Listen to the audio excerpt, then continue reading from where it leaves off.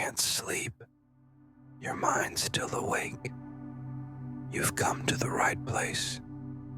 This story was created to help you relax, to slow everything down, and gently guide you into deep, peaceful sleep. But first, please put your phone aside. Don't look at the screen. Close your eyes. Take a deep breath in and let it out slowly. Let go of the day. Let your thoughts quiet down. Let this story carry you far away to a calm and comforting place. Just listen and rest. Soon you'll be fast asleep, safe, calm, and at peace. In a quiet New England home, beneath the soft glow of a single lamp, Elias Grayson writes letters he'll never send, each one a whispered confession to a past he can't let go, sealed in a cedar box that holds the weight of a life unlived. The desk of unsent words. Elias Grayson lived in a small, weathered house on the edge of a quiet New England town, where the maples turned crimson each fall and the air carried the faint scent of pine. The house, with its creaking floorboards and slanted roof, was unremarkable to passers-by, but to Elias, it was a sanctuary of solitude. At 42, he had settled into a life of routine. Mornings at the local hardware store where he worked, afternoons with a book by the window, and evenings at his desk where he wrote letters he never intended to send. The desk was an heirloom, a heavy oak piece that had belonged to his father, its surface scarred with nicks and ink stains from decades of use. It sat in a corner of the living room, beneath a window that overlooked a modest garden of wildflowers Elias had never bothered to tame. The desk was not just furniture, it was a vessel for his thoughts, a place where he poured out words he could not say aloud. Each night after a simple dinner of soup or sandwiches, Elias would light a single lamp, its warm glow casting shadows across the room, and sit down to write. The letters began years ago, almost by accident. It was a rainy evening in late October, the kind where the world felt too heavy to face. Elias had been thinking of his old friend Marcus, a wiry kid with a laugh that could fill a room, who had been his closest companion in their teenage years. They'd spent summers biking through the winding trails of the town's outskirts, dreaming of adventures beyond the horizon. But life had pulled them apart. Marcus to a bustling city, Elias to the quiet of routine, and the promises they'd made to stay in touch had faded like the paint on Elias's front porch. That night, Elias had picked up a pen, not knowing what he meant to say. The words came slowly at first, then spilled out like water from a cracked dam.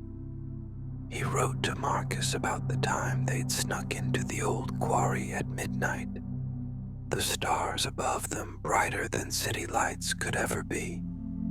He wrote about the guilt he felt for letting their friendship slip, for not picking up the phone when Marcus had called years ago, before the silence between them grew permanent.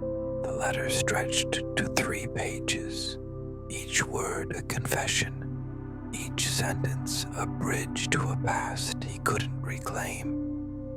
When he finished, he folded the paper, sealed it in an envelope, and placed it in a wooden box he kept beneath the desk. He didn't know why he didn't send it, only that it felt complete in its writing, as if the act itself was enough. From that night on, the letters became a ritual. Elias wrote to people who had crossed his path, some briefly, some profoundly, each letter a snapshot of a moment or a regret he couldn't voice. There was the high school teacher who'd seen potential in him, the stranger on a train whose words had lingered, the brother he hadn't spoken to in a decade, the wooden box, once his father's cigar case, grew heavier with each envelope, its cedar scent mingling with the musty air of the house.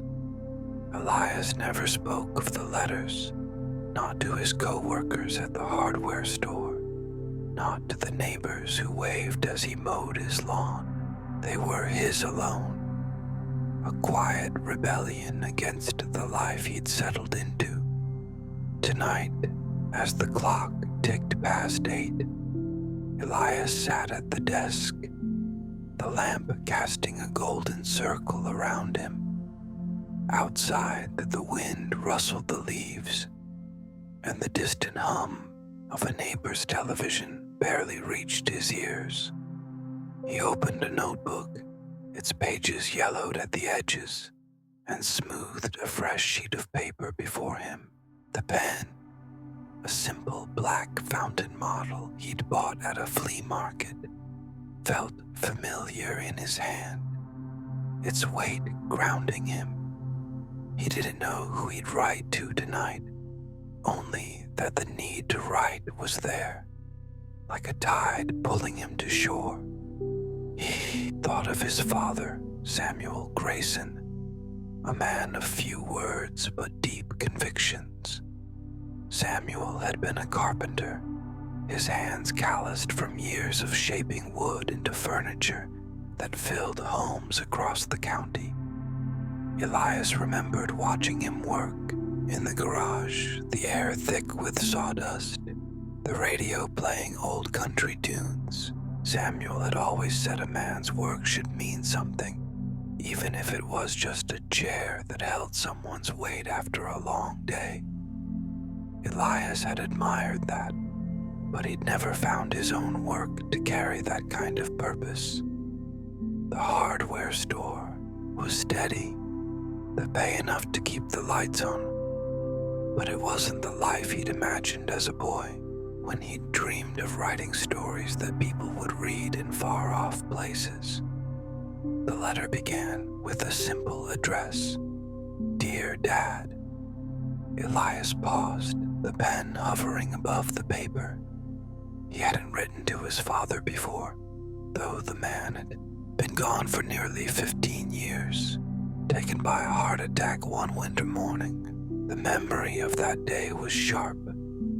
Elias had been at the store, restocking nails when the call came. He'd driven to the hospital in a daze, the road slick with ice, only to find his father already gone. There'd been no chance to say goodbye, no moment to ask the questions that had piled up over the years. He wrote now, the words coming slowly but steadily. He told his father about the desk, how it still smelled of the linseed oil Samuel used to polish it. He wrote about the hardware store, how he sometimes heard his father's voice in his head when he helped a customer choose the right wood for a project. He admitted he'd never found the courage to chase the dreams they'd talked about over coffee at the kitchen table. Dreams of writing, of seeing his name on a book spine.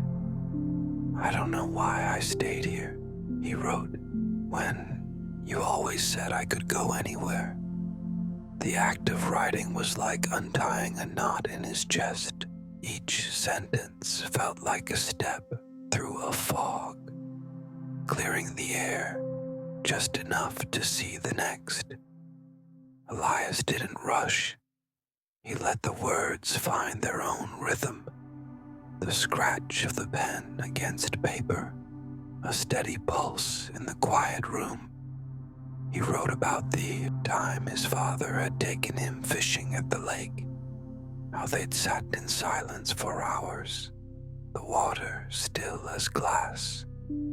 He'd been 12, too young to understand why his father seemed content just to sit, rod in hand, with nothing to say. Now, at 42, Elias saw it clearly.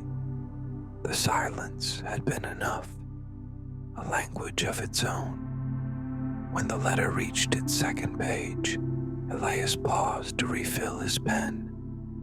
The ink bottle, a deep blue glass he'd found at the same flea market, glinted in the lamplight. He twisted the cap, dipped the nib, and continued. He wrote about the house, how it felt too big without his father's heavy footsteps on the stairs. He confessed he hadn't touched the tools in the garage since Samuel's death, though he'd kept them oiled and orderly, as if his father might walk in and pick up where he'd left off. By the time he finished, the clock showed nearly 10. The letter was 3 pages long, the handwriting neat but unhurried. Elias read it over once, his eyes lingering on the final line. "I wish I'd told you I was proud to be your son." He folded the paper, slid it into an envelope, and wrote Samuel Grayson on the front. The wooden box creaked as he opened it, revealing a stack of envelopes, each a piece of his past. He placed the new letter on top, closed the box, and slid it back beneath the desk. Elias leaned back in his chair, the room quiet except for the faint ticking of the clock. The act of writing had left him calm, as it always did, like a weight lifted just enough to breathe. He didn't know why he never sent the letters, only that they belonged here, in the house where his thoughts could rest. Tomorrow, he'd return to the hardware store, to the rhythm of his days. But tonight, the desk and its unsent words were enough. The autumn chill had settled over the small New England town, wrapping Elias Grayson's house in a quiet hush, broken only by the occasional rustle of leaves skittering across the porch. Inside, the living room glowed faintly under the familiar light of the single lamp on Elias's oak desk, its surface worn smooth by years of his father's hands, and now his own. It was a Wednesday evening, the kind of night Elias reserved for his letters, when the world outside seemed to pause, leaving him alone with his thoughts and the steady scratch of his fountain pen. Elias sat at the desk, a steaming mug of black coffee cooling beside him, its bitter aroma mingling with the cedar scent of the wooden box beneath the desk.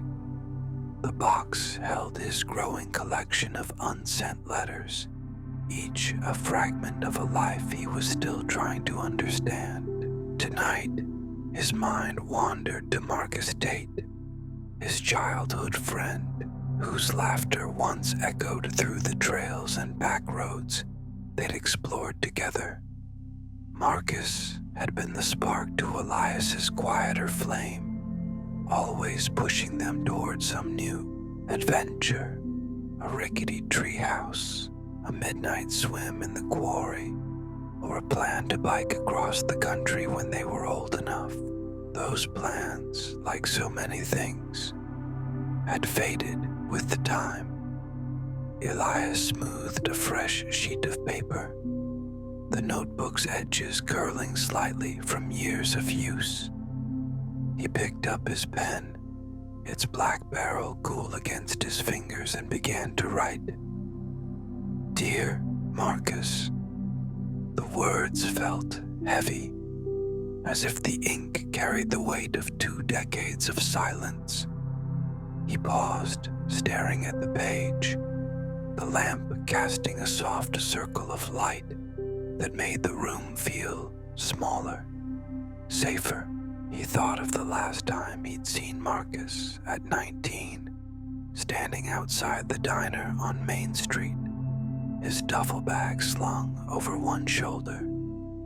Marcus was leaving for Boston, chasing a job and a life that seemed too big for their little town. "We'll keep in touch," Marcus had said, clapping Elias on the back.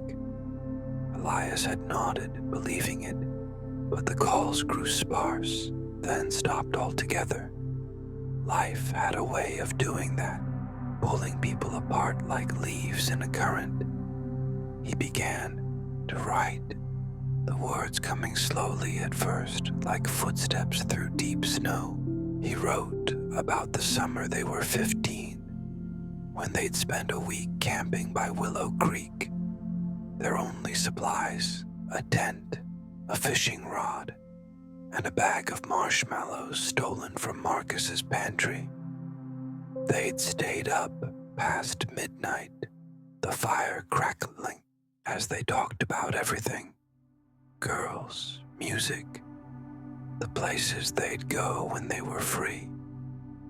Marcus had wanted to see the Pacific Ocean, to stand on a cliff and feel the spray of waves. Elias had promised they'd go together someday, when they had the money and the time. The memory was vivid. Marcus's face lit by the fire, his eyes bright with possibility. Elias wrote it all down, the pen moving faster now, as if trying to keep pace with the past. The letter grew to a second page, and Elias leaned back, flexing his hand to ease the cramp in his fingers. Outside, the wind picked up, rattling the window pane. He took a sip of coffee, now lukewarm, and thought about why he'd never followed through on that promise. After high school, Marcus had left for the city while Elias stayed, taking the job at the hardware store to help his father with bills. It wasn't meant to be permanent, just a stopgap until he figured out what he wanted.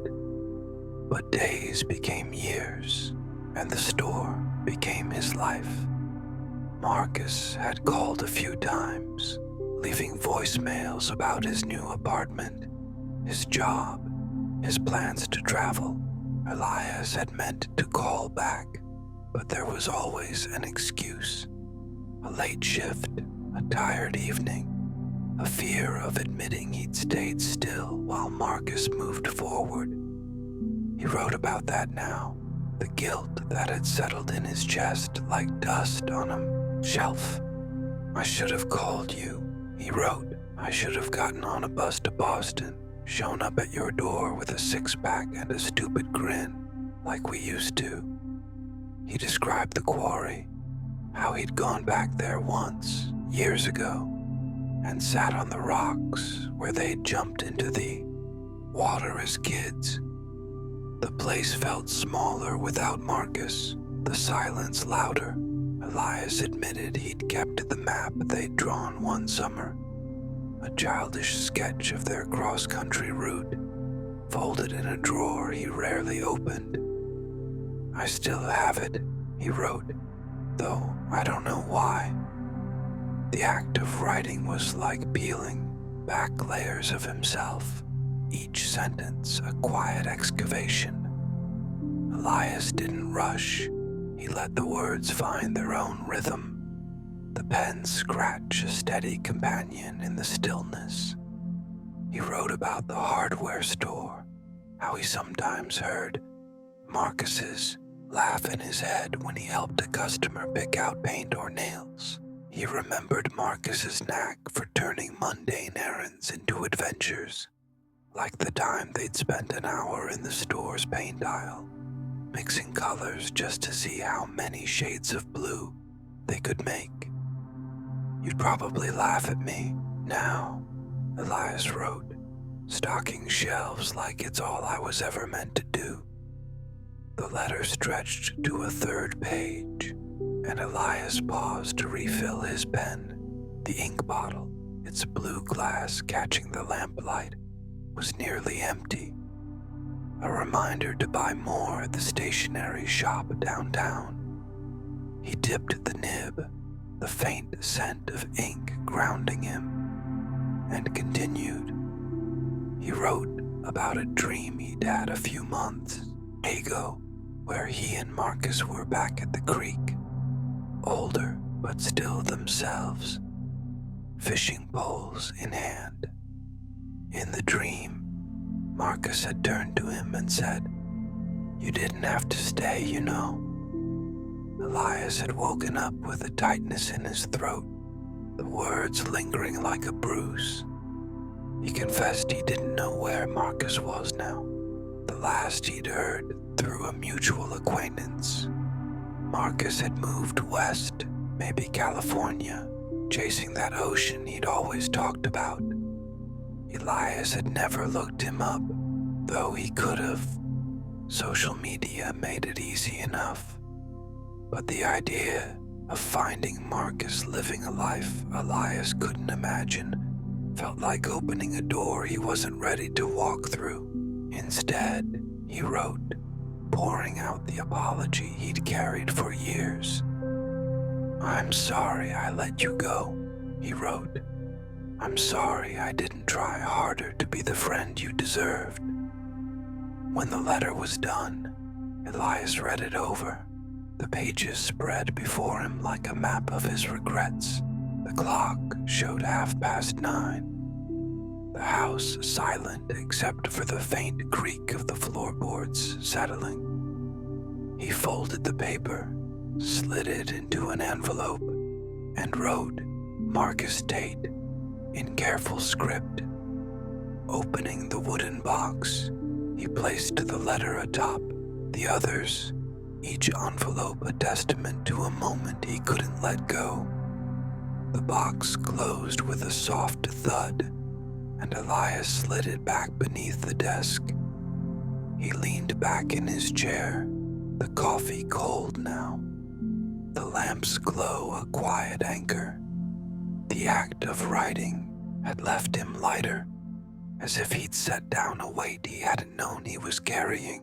He didn't know why he never sent the letters, only that they belonged here, in the house where his memories lived. Tomorrow, he'd walk to the hardware store, nod to his co-workers, and carry on.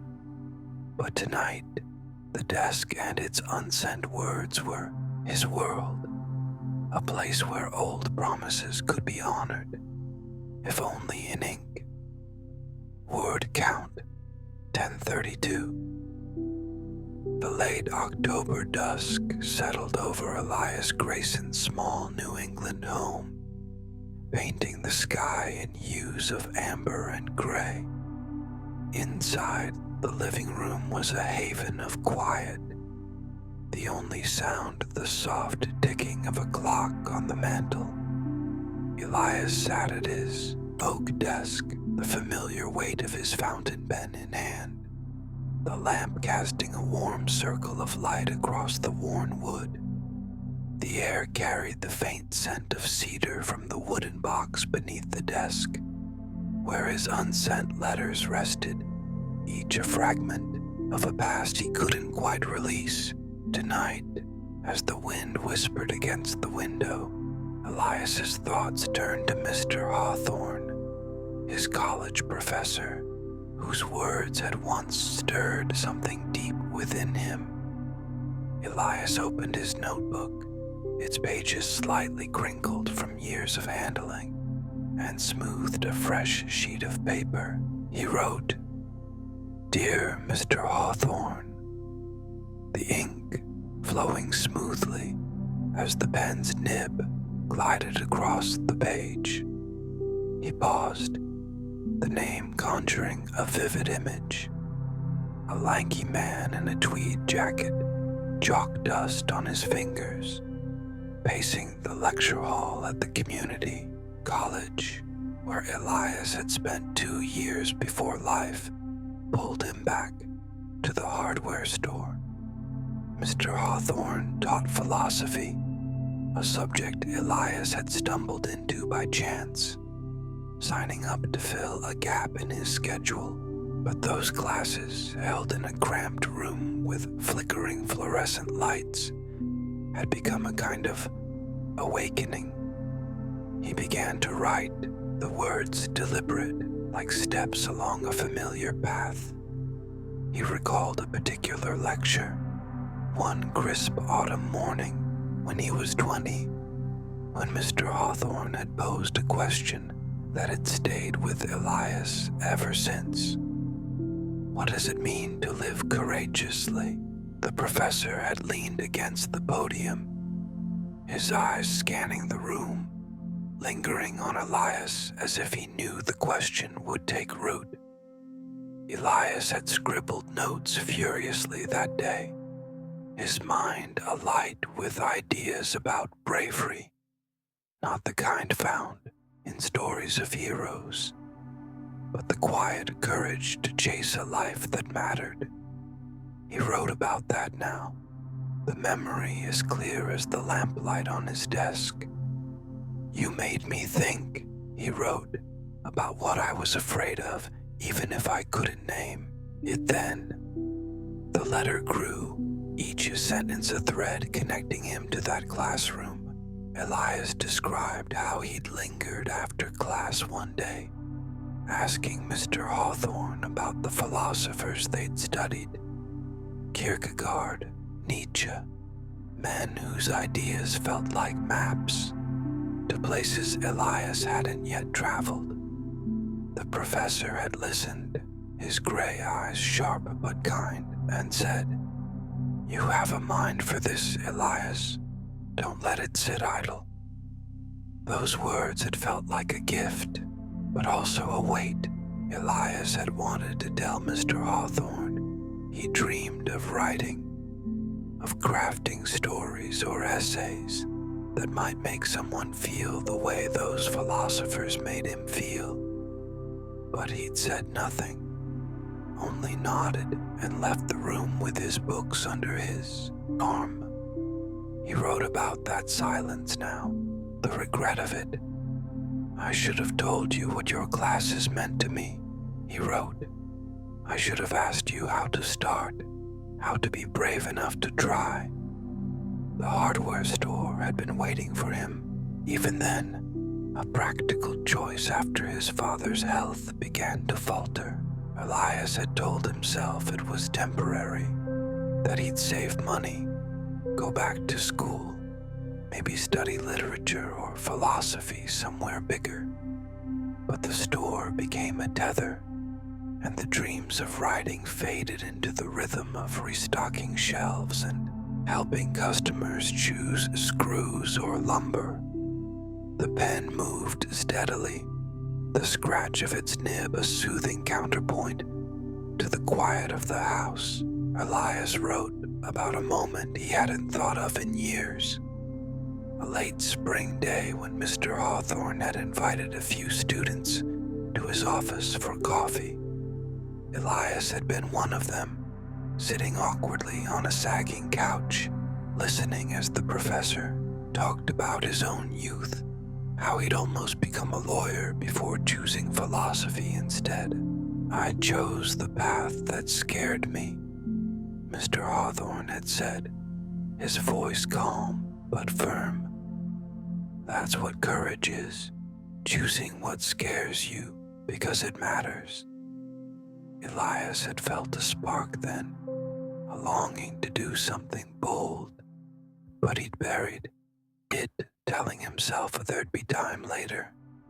Now, at 42, Elias saw how that spark had flickered out. He wrote about the hardware store, how it was steady but not the life he'd imagined in that classroom.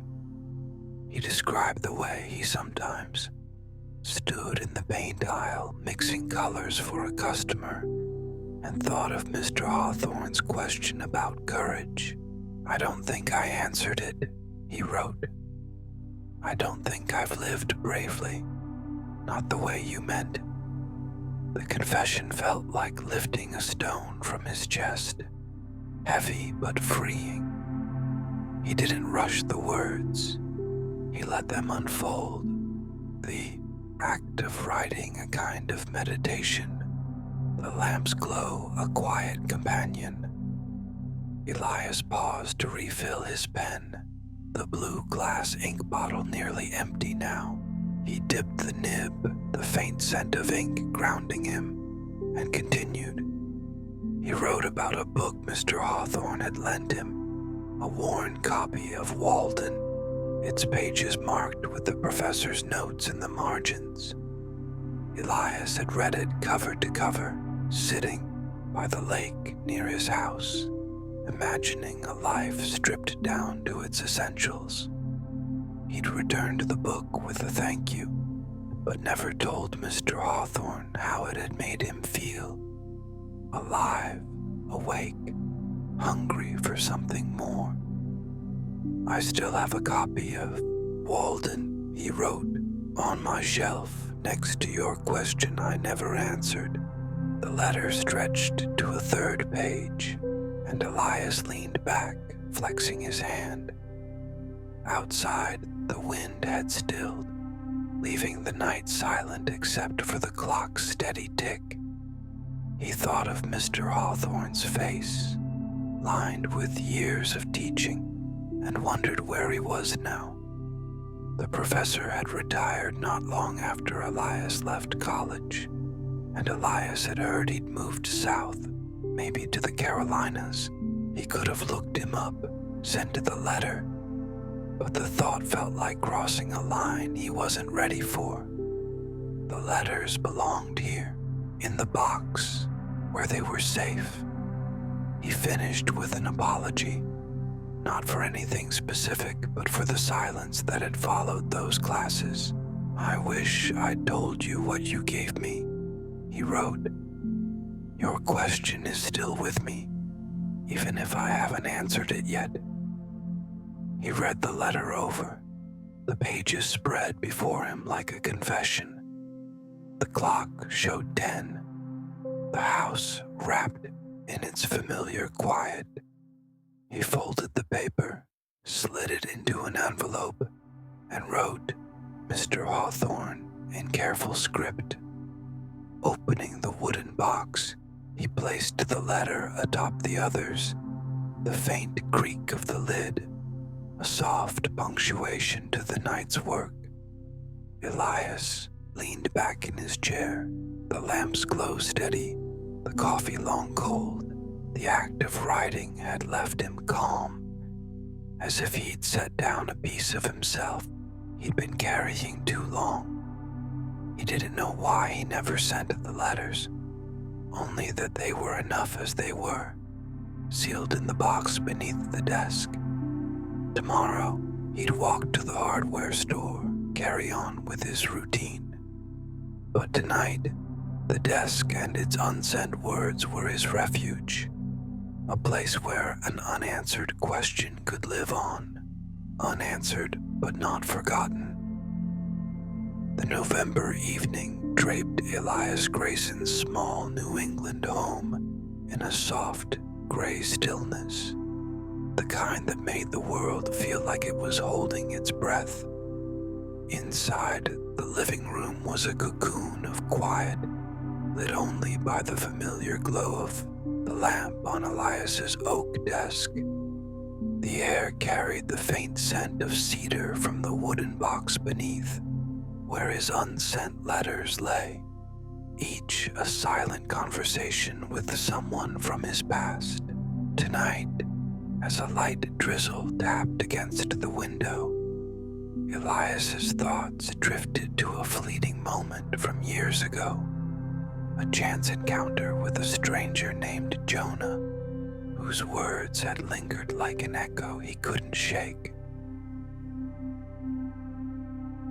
Elias settled into his chair, the creak of its wooden frame blending with the soft rhythm of the rain. He opened his notebook, its pages worn and familiar, and smoothed a fresh sheet of paper.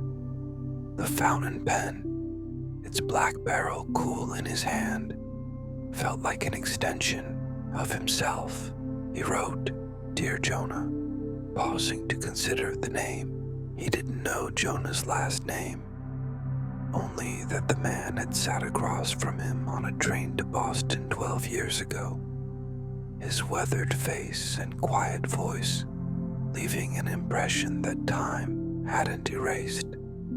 The letter began slowly, each word a step back to that autumn afternoon.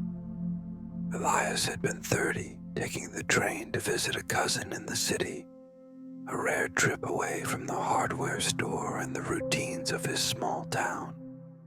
The train car was half empty, its seats worn and smelling faintly of coffee and metal. Jonah, a man in his late 50s with gray hair and a faded denim jacket, had been reading a tattered paperback when Elias sat down across from him. The book was On the Road, its cover creased from use. Elias, carrying his own book, a collection of essays he'd picked up at a used bookstore, had nodded politely, expecting the ride to pass in silence. But Jonah had looked up, his eyes crinkling with a tired warmth, and asked, "What's your book about?" The question caught Elias off guard, but it led to a conversation that unfolded like a river finding its course. Jonah spoke of his life, a drifter he called himself, who'd worked odd jobs across the country, from fishing boats in Maine to orchards in California. He'd seen the places Elias had only read about, and his stories were laced with a quiet wisdom that made the train's hum fade into the background. Elias wrote about that now, the pen moving steadily across the page. He described how Jonah had talked about purpose, not in grand terms, but in small, tangible moments. A sunrise over a desert, a meal shared with the strangers, a night spent under stars so bright they felt like company. "You said something I never forgot," Elias wrote. "You said, a man's gotta find what makes him feel alive, even if it's just for a moment." The words had struck Elias like a bell, clear and resonant, though he hadn't known why at the time. He'd been working at the hardware store for nearly a decade by then, his days blending into one another, each shift a reminder of dreams he tucked away. The letter grew to a second page, and Elias paused to sip his coffee, now cold in its mug. Outside, the drizzle had softened, leaving only the occasional drip from the eaves. He thought of Jonah's hands, calloused and scarred, turning the pages of his book as he spoke. The man had asked Elias what he did, and Elias had mumbled about the hardware store, expecting judgment. But Jonah had only nodded, saying, "Work's work, just don't let it be all you are." The simplicity of it had stayed with Elias, a seed planted in soil he hadn't yet turned. He wrote about that moment now, the weight of it. "I wanted to tell you I dreamed of being a writer," he confessed, the ink flowing as if it had been waiting for this page. "I wanted to say I had stories in my head, but I didn't know how to get them out." Elias had never told anyone that, not even his father or Marcus, his childhood friend. But Jonah, a stranger he'd known for less than an hour, had seemed like someone who might understand. Elias described the notebook he'd carried then, filled with half-formed ideas he'd never pursued, and yet he'd gone back to the store the next day, the train ride already feeling like a dream. The pen scratch was a steady rhythm, a a counterpoint to the quiet of the house. Elias wrote about the years since, how he'd let the hardware store define him, not because he loved it, but because it was safe. He admitted he'd thought of Jonah often, especially on slow days when he stood behind the counter, watching customers come and go. "Your words made me wonder what I was missing," he wrote. "I kept thinking about what makes me feel alive, but I never went looking for it." The confession was raw, but the act of writing it felt like opening a window, letting fresh air into a room too long closed. Elias paused to refill his pen, the blue glass ink bottle catching the lamplight. He dipped the nib, the faint scent of ink grounding him, and continued. He wrote about a walk he'd taken last summer, down to the lake where he used to fish with his father. He'd sat on the shore, watching the water ripple, and thought of Jonah's stories about the places he'd been. For a moment, Elias had felt a spark, a longing to see something new, to write something true. He'd carried that feeling home, but it faded under the weight of routine. "I wish I'd asked you how you did it," he wrote. "How you kept moving, kept finding those moments." The letter stretched to a third page, and Elias leaned back, flexing his hand. The clock showed 9:30, the house wrapped in its familiar silence. He wrote about the train pulling into Boston, how Jonah had stood, shaken his hand, and said, "Don't wait too long to find your road." Elias had watched him disappear into the crowd, the paperback tucked under his arm, and felt a pang he couldn't name. He hadn't seen Jonah again, didn't know where he'd gone, but the man's words had stayed. A quiet challenge Elias hadn't answered. He finished with a thank you, simple but sincere. "You made me think about what matters," he wrote. "I'm still thinking." He read the letter over, the pages spread before him like a map of a moment. Folding the paper, he slid it into an envelope and wrote, "Jonah," in careful script. He opened the wooden box, its cedar scent rising as he placed the letter atop the others. Each envelope a piece of his past he couldn't let go. Elias leaned back in his chair, the lamp's glow steady, the rain a faint memory outside. The act of writing had left him calm, as if he'd set down a weight he'd carried too long. He didn't know why he never sent the letters, only that they belonged here, in the house where his thoughts could rest. Tomorrow, he'd walk to the hardware store, carry on with his days.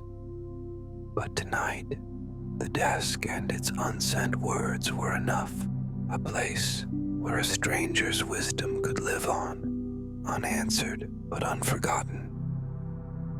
The November night wrapped Elias Grayson's small New England home in a quiet embrace, the air crisp with the scent of fallen leaves and the promise of winter. Inside, the living room glowed under the soft light of the lamp on his oak desk, its scarred surface a testament to years of use by his father, and now himself. The house was silent except for the faint crackle of the fireplace, where a modest fire burned, casting flickering shadows across the walls. Elias sat at his desk, the wooden box of unsent letters tucked beneath, its cedar scent a quiet reminder of the words he'd poured out to people from his past. Tonight, as the fire's warmth seeped into the room, His thoughts turned to Theo, his younger brother, whose absence felt like a wound that had never quite healed. Elias opened his notebook, its pages worn from countless evenings like this, and smoothed a fresh sheet of paper. He picked up his fountain pen, its black barrel familiar in his hand, and wrote, "Dear Theo." The name alone stirred a ache in his chest, a mix of love and regret that had grown heavier with time. Theo was 3 years younger, a wiry kid with a quick smile and a knack for fixing things. Bikes, radios, anything with moving parts. As boys, they'd been inseparable, spending summers building forts in the woods or racing down the hill behind their house on a shared bicycle.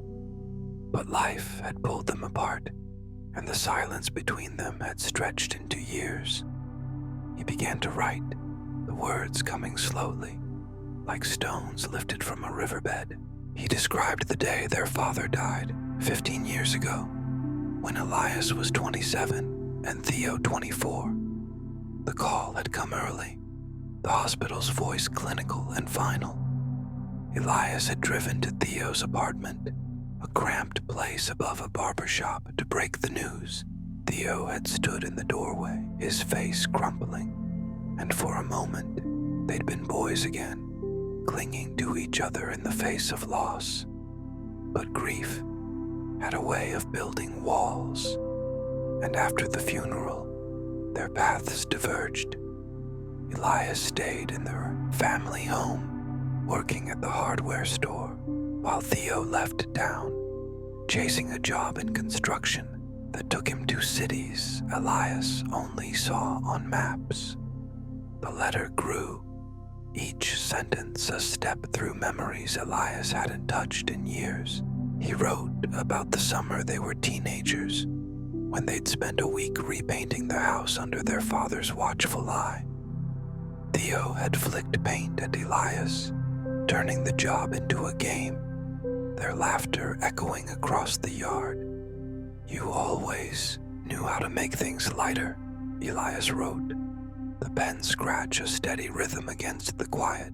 He admitted he'd envied Theo's ease, his ability to move through the world without the weight Elias carried. Theo had been the one to fix their father's old radio, the one to make their mother laugh when money was tight. Elias, older and quieter, had felt like a shadow in comparison. He paused, the fire crackling softly, its warmth a contrast to the chill of regret. He took a sip of coffee, now lukewarm in its mug, and thought of the last time he'd seen Theo. It was 5 years after their father's death, a brief visit when Theo came back to town for a weekend. They'd met at the diner on Main Street, sitting across from each other in a booth that smelled of grease and syrup. Theo had talked about his work, building houses in a growing suburb outside Hartford, his hands rough from labor.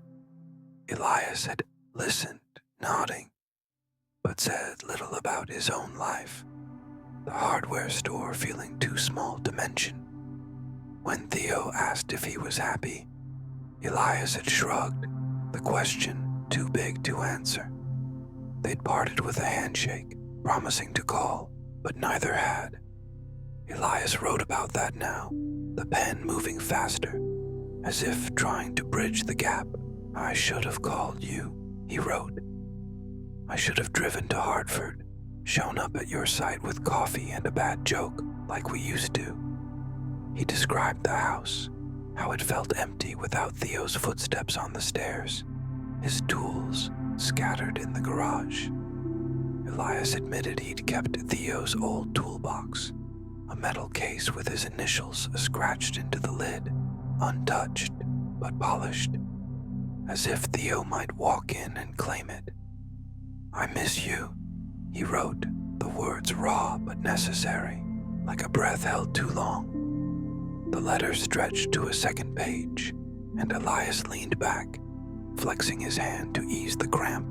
Outside, the night was still, the stars hidden behind a veil of clouds. He thought of their mother, gone when they were young, and how their father's death had left them as each other's only family. Elias had always assumed they'd stay close, that blood would be enough, but he'd let Theo slip away, too caught up in his own routines, his own fears. He wrote about the hardware store, how it had become his life, not because he loved it, but because it was steady. "You always said I could do more," he wrote. "I wish I'd listened." He refilled his pen, the blue glass ink bottle catching the firelight. The faint scent of ink grounded him as he dipped the nib and continued. He wrote about a memory from their childhood when they'd found a stray dog by the creek, its fur matted and one ear torn. Theo had insisted they bring it home, sneaking it into the garage and feeding it scraps until their father noticed.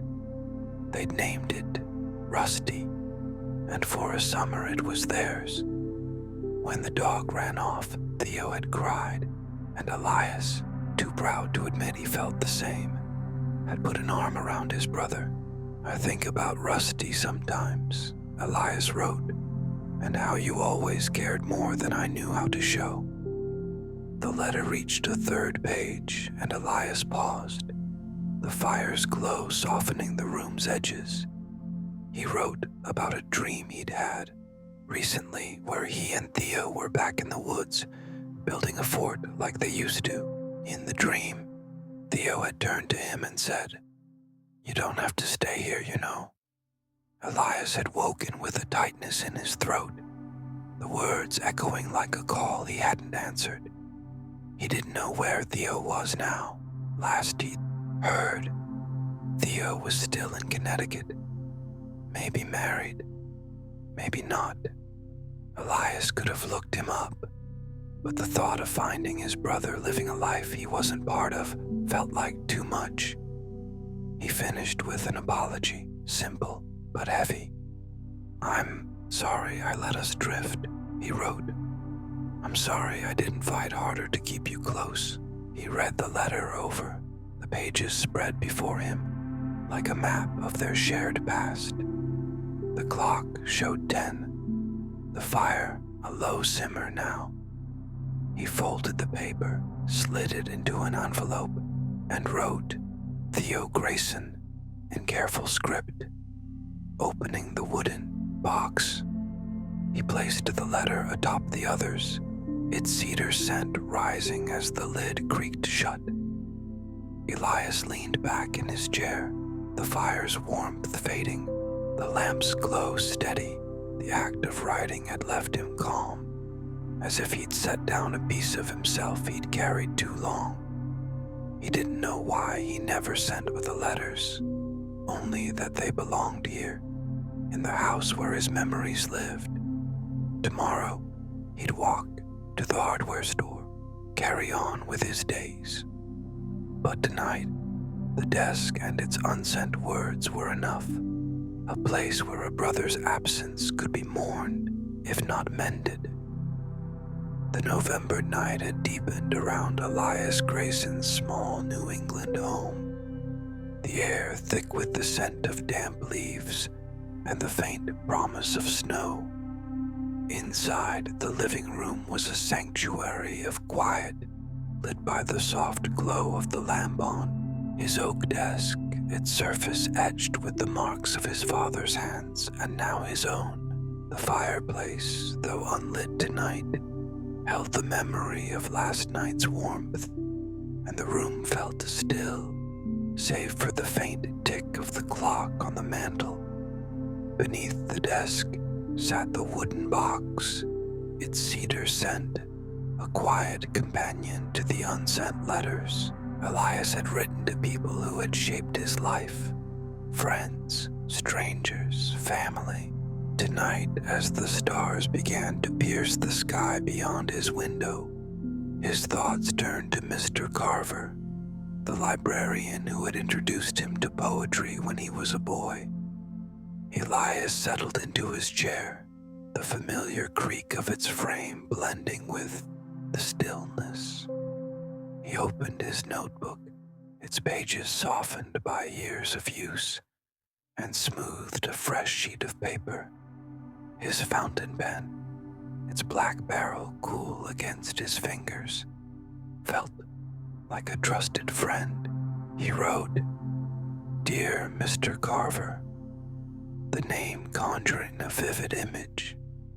An elderly man with wire-rimmed glasses, his cardigan worn at the elbows, moving slowly through the stacks of the town's small library. Mr. Carver had been a fixture there, his presence as steady as the oak shelves he tended. And to young Elias, he'd been a guide to a world beyond the town's borders. The letter began slowly, each word a step back to childhood. Elias was 12 when he first met Mr. Carver, sent to the library by his father to find a book for a school project. The library was a squat brick building on Main Street, its windows fogged with age, its air heavy with the smell of old paper. Elias had wandered the aisles, overwhelmed by the sheer number of books, until Mr. Carver appeared, his voice soft but clear, asking what he was looking for. "Something about stars," Elias had mumbled, embarrassed by his uncertainty.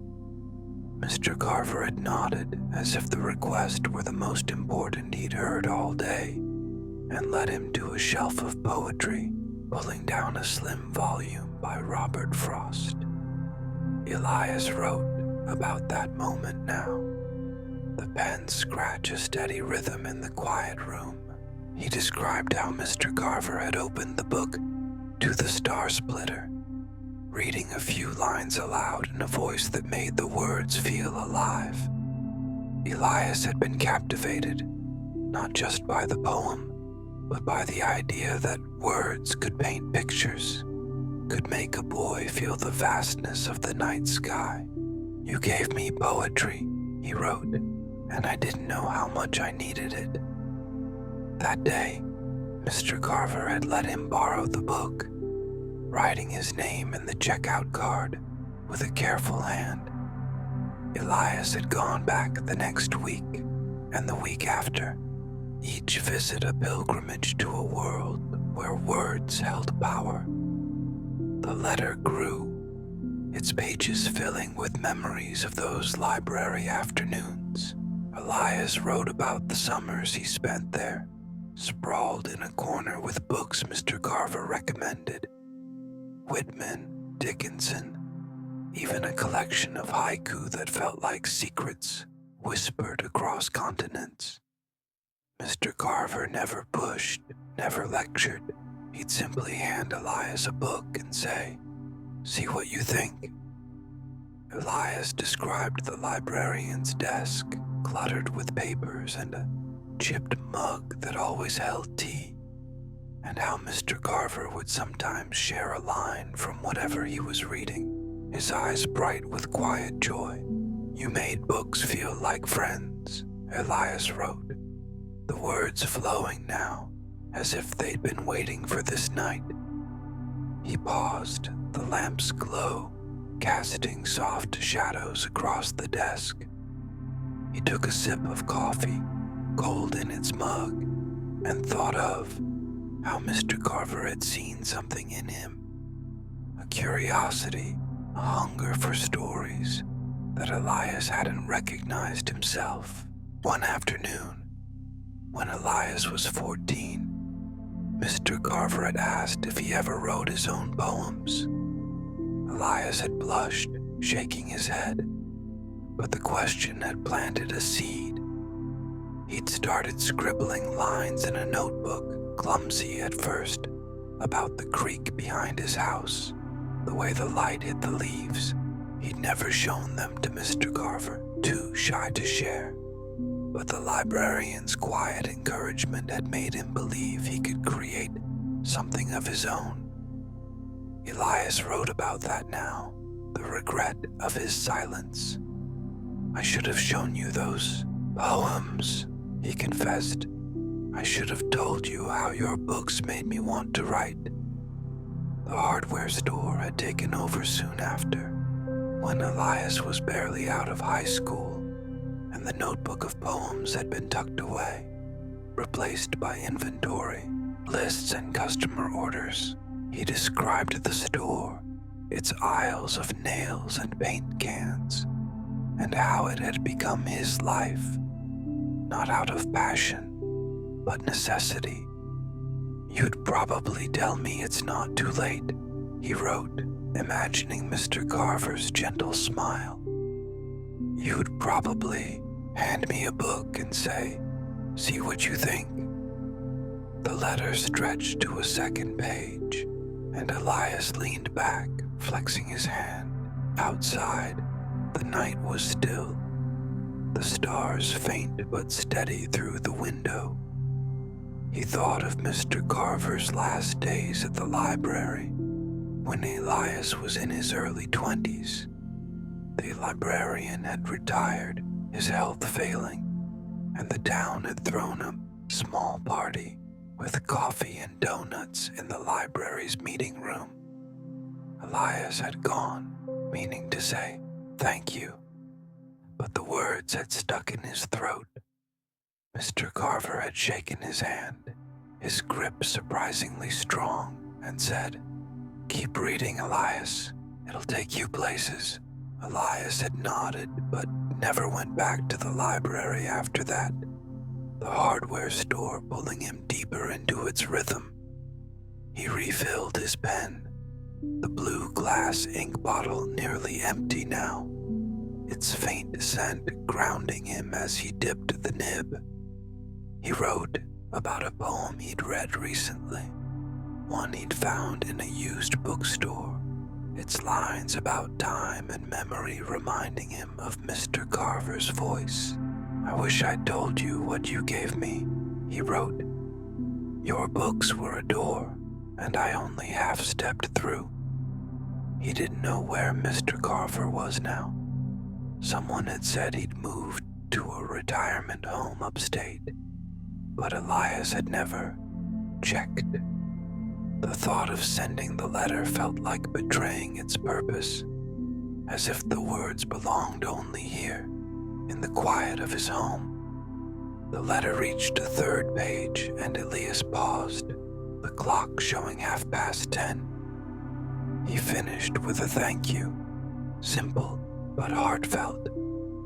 "You showed me a world I didn't know I could reach," he wrote. "I'm still trying to get there." He read the letter over, the pages spread before him like a bridge to his younger self. Folding the paper, he slid it into an envelope and wrote, "Mr. Carver," in careful script. He opened the wooden box, its cedar scent rising as he placed the letter atop the others, the lid creaking softly as it closed. Elias leaned back in his chair, the lamp's glow steady, the house wrapped in silence.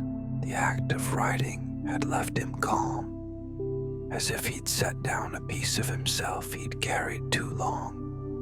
He didn't know why he never sent the letters, only that they belonged here, where his thoughts could rest. Tomorrow, he'd walk to the hardware store, carry on with his days. But tonight, the desk and its unsent words were enough, a place where a librarian's silent wisdom could live on, cherished if not spoken. The November morning dawned softly over Elias Grayson's small New England home, the sky a pale wash of gray and gold as the sun crept above the horizon. Inside, the living room was quiet, the air cool and still, carrying the faint scent of cedar from the wooden box beneath his oak desk. The lamp, unlit now, sat dormant, its glow reserved for the evenings when Elias wrote his unsent letters. This morning, with a mug of black coffee steaming beside him, Elias felt a pull to the desk, not to write, but to revisit the words he'd already set down. The box, heavy with envelopes addressed to his father, his friend Marcus, his professor, Mr. Hawthorne, the stranger Jonah, his brother Theo, and the librarian Mr. Carver, seemed to call to him, its contents a map of his heart's quiet corners. Elias settled into his chair, the familiar creak of its frame blending with the stillness of the house. The clock on the mantel ticked softly, marking time in a room that felt outside of it. He reached beneath the desk and pulled out the wooden box, its cedar scent rising as he lifted the lid. The envelopes lay in a neat stack, each one sealed, each one a moment he'd captured in ink, but never shared. He hadn't opened the box to read the letters before. They'd always felt complete in their writing, meant to rest in the dark.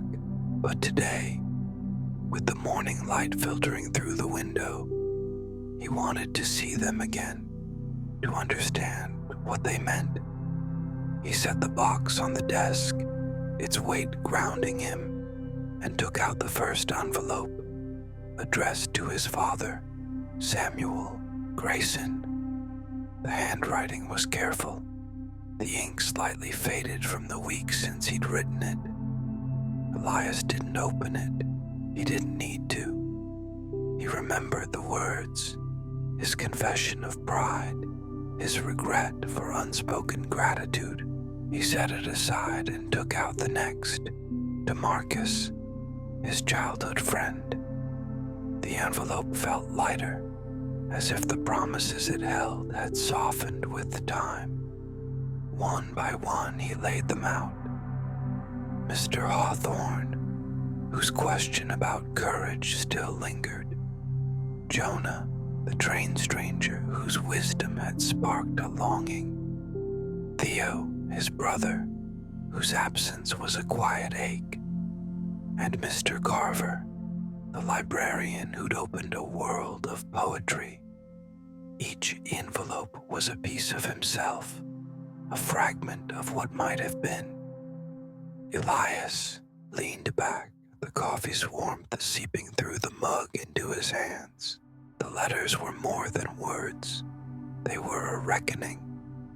He'd started writing them years ago, not knowing why, only that the act felt necessary, like breathing after holding his breath too long. Now, seeing them spread before him, he saw a pattern, a life spent looking back, trying to make sense of choices he hadn't meant to make permanent. The hardware store, the routine, the town he'd never left. They were his life, but not the one he'd imagined as a boy, when the world seemed wide and full of possibility. He picked up the letter to Marcus, running his thumb along its edge. He thought of their summers by the creek, their plans to see the Pacific. He hadn't followed through, hadn't called or visited, but writing the letter had been a way to honor that friendship, to keep it alive in his own small way. He set it down and lifted the one to Mr. Hawthorne, remembering the professor's challenge to live courageously. Elias hadn't answered that question, not in the way he'd wanted, but the letter had let him admit it, to face the fear that had kept him rooted. Each letter was like that, a confession, a wish, a moment of clarity he hadn't found in speaking. The morning light grew stronger, casting long shadows across the desk. Elias sipped his coffee, its bitterness grounding him, and thought of Jonah, the stranger on the train. Those words, "Find what makes you feel alive," had stayed with him. A quiet call he'd heard, but hadn't heeded. He'd written to Jonah to thank him, to say he was still searching, and in the writing, he'd felt a spark of that aliveness, as if the act itself was a step toward it. The letter to Theo, his brother, was heavier, its weight not in the paper, but in the years of silence it carried. Elias had apologized, poured out his regret, and though he hadn't sent it, the words had eased something in him, like a knot loosened after years of pulling tight. He lifted the letter to Mr. Carver, the librarian, and smiled faintly.